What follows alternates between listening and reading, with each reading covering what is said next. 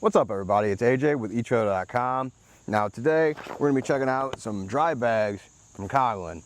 The good thing about these is when you're out camping, you never know what you're going to run into. You want to keep all your gear nice and dry, but also take up as little space as possible, either to save room in the tent, or if you're just going to leave these bags outside, if it rains randomly like it looked like it could do today, I want to make sure everything stays nice and dry. And these bags are going to be great for that just because of how they close up. They roll several times, so the water just isn't going to get in there. Let's check them out.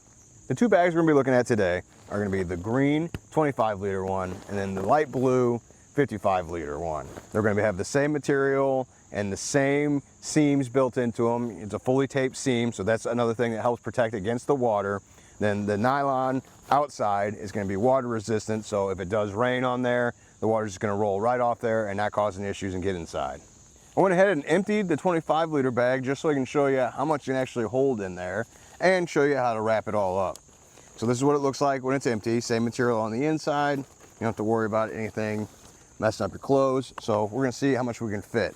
We got a pair of pants there. Some jeans, so that's 2 pairs of pants. Now we got some shirts. All these are large shirts. It's 1, 2, 3, 4 large shirts and 2 pairs of pants. There's still some room to spare. You see it's not filled all the way up to the top, but that's okay because we want some room to roll it up. So this is the cool part about these bags. You're going to put both seams together, leave these clips on the outside, and then you just tightly roll it down. So get to about right there. Then we'll bring it around and clip it in. So not only does this make a nice handle, but you've rolled the seams 3 or 4 times, so the water's not going to be able to get in there. You have to go all the way through that, and that's not how water works. They're both loaded. You essentially can double up the size of that 25-liter one and your 55 and still have room to spare. But remember, you want to leave space to roll it up so it's got that nice and tight seal at the top, so then if water gets to it, it's not going to get inside. Speaking of water, I think we want to test that out. So we're going to go to the hose and spray them down. We took a break from the campsite. We're going to spray it off with a hose and see how it holds up to the water. I keep saying how great that nylon is. Let's put it to the test.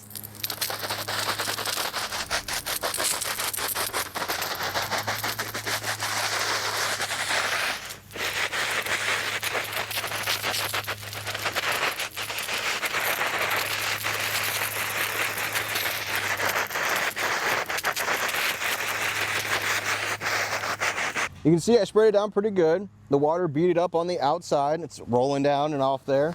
You can probably shake most of it off before we even open the bag, or just wipe it off. Wipes off really easily. Now let's open it up and see how it looks on the inside. Well, that's a good sign right there. You can see that the wet spot, and then completely dry at the top where we rolled it up. Completely dry on the inside. Now let's check out the 55-liter one just to make sure it's the same. And get some of that water off the top. Again, you can see the dry spot where you rolled it up. It means that water didn't even get close. And the inside is dry. Back at the campsite, just wanted to compare it to a normal backpack that's supposed to be watertight.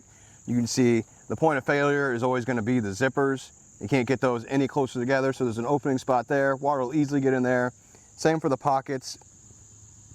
So that's just something to point out of. This is why it's superior to the zipper-based backpack, because water is going to get into those zippers. Here, you saw how we rolled it up. You saw how there's even air there at the top. That's how tight it is up in there. And then the dry spots, when we unrolled it, you saw the water didn't even get close to the clothes on the inside. So even though you can throw this on your back with the straps, this one's going to be easy to lug around with you. Even the smaller 25-liter one, it's going to be good to have on you because you know that the elements just aren't going to get to your stuff on the inside.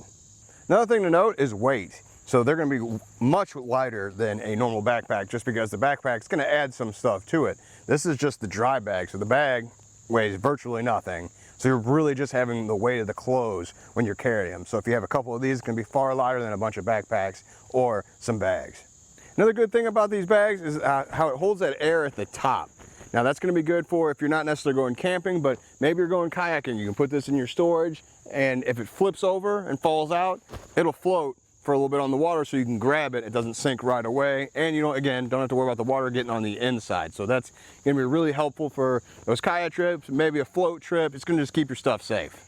Overall, whether you go with the 25-liter one or the 55-liter one, I think they're going to be a great option for camping. I know I was impressed working with it today. I had not used one of these before, but seeing how it rolls up that seam and it keeps that water out of there, it's definitely the way to go. I won't ever have to worry about my clothes getting soaked or anything when out camping again. Well, thanks for hanging out, and I hope this helped.